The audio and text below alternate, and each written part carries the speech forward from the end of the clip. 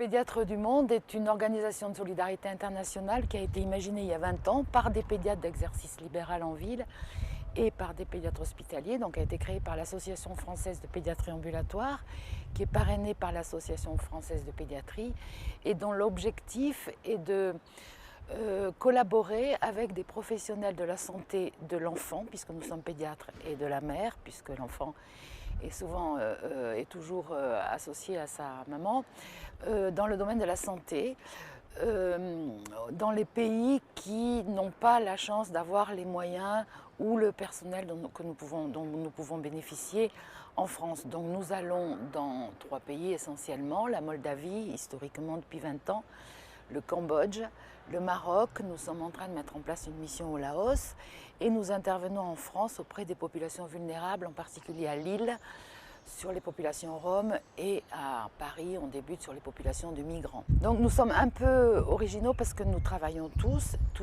nous sommes bénévoles. Nous sommes en activité en France, dans nos cabinets, ou les infirmières dans leur hôpital, des kinésithérapeutes, tous les corps de métier professionnels de la santé.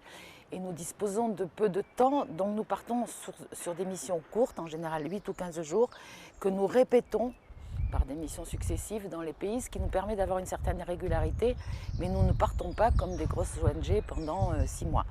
Nous fonctionnons avec des fonds qui nous sont donnés par des donateurs, ou des actions de recherche de revenus que nous faisons chacun dans nos villes. C'est une association nationale qui est déclinée en association régionale, et nous travaillons toujours après avec l'autorisation des autorités des pays dans lesquels nous intervenons, et pour répondre à un projet commun que nous faisons avec les professionnels de santé locaux. C'est vraiment une collaboration et un partenariat, et on s'enrichit les uns les autres autour de ces actions dans les pays étrangers. En Moldavie, par exemple, on a un programme auprès des enfants sourds, où on a beaucoup travaillé sur la langue des signes qui n'existait pas dans ce pays avant. Maintenant, on intervient, grâce d'ailleurs à des fonds donnés par le Rotary International, sur un appareillage des enfants sourds et du matériel pour les enseignants, pour les apprendre à parler.